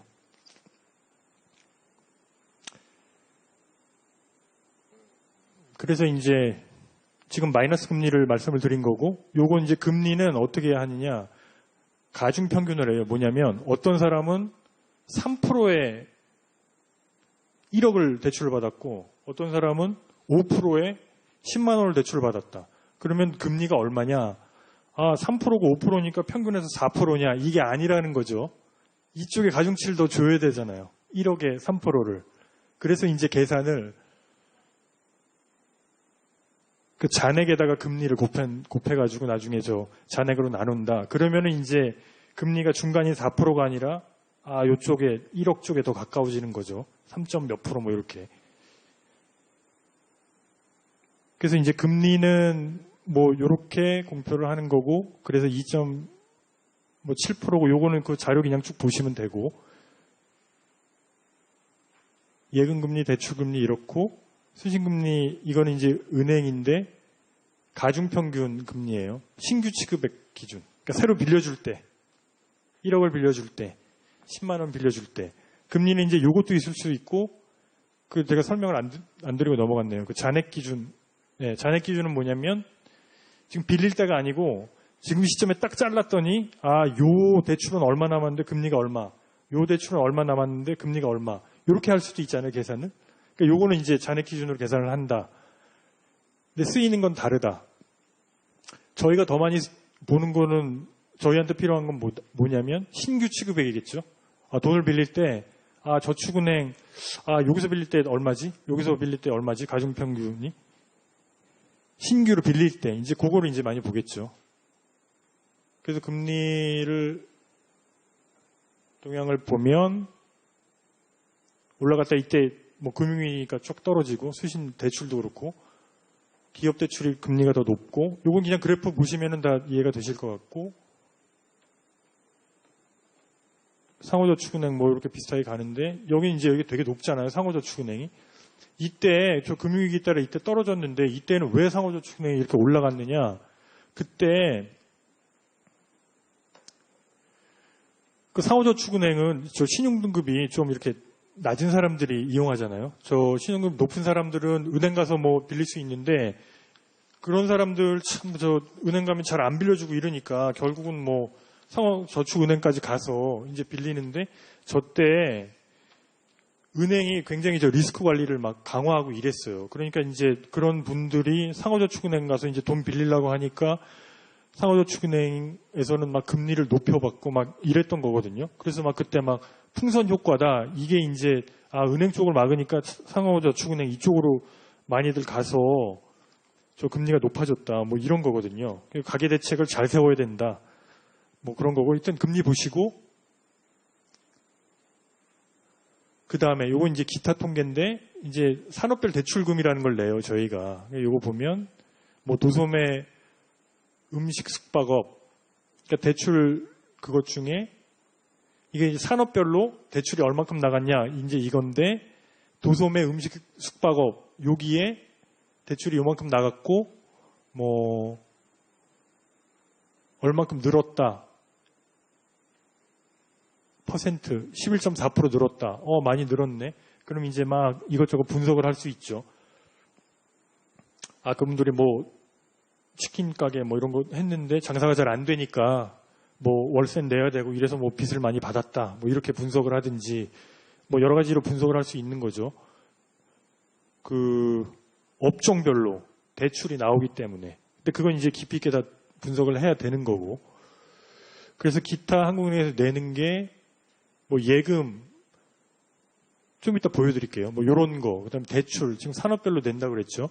지역별로도 내고 뭐 그런 게 있고 예금 회전율 이건 아까 저 그래프 기억나시는지 모르겠는데 평잔 중에 돈이 얼만큼 나갔느냐 뭐 이런 거 보여주는 거.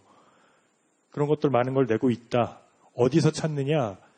한국은행 경제통계 시스템이라고 있어요. 그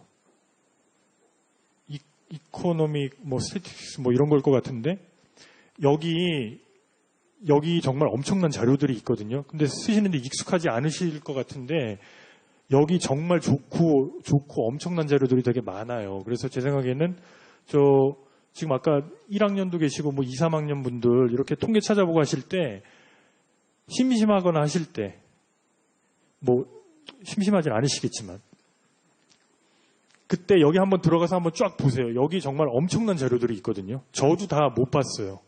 야, 이런 게 있어? 한국은행이지만 야, 이런 자료까지 자랑스럽다. 하여튼 보세요. 엄청난 자료가 있습니다. 여기 외환보유액부터 뭐 다 나와요. 외채, 환율, 뭐 북한도 있고 외환보유액 뭐 하여튼 경제학도나 혹시 저 관심 있으신 분들은 한번 보세요. 그리고 한국은행 홈페이지에 여기도 엄청난 자료들이 많거든요. 조사연구나 이런 데 보시면 뭐 통계월보나 이런 데서 자료들을 찾아보실 수 있다. 다시 말씀드린 거는 이 에코스라는 게 정말 많은 경제 자료를 가지고 있다. 한번 참고해 보시기 바란다. 이제 이런 얘기 말씀입니다. 혹시 강의 내용에 대해서 굉장히 빨랐죠? 강의 내용에 대해서 질문하실 분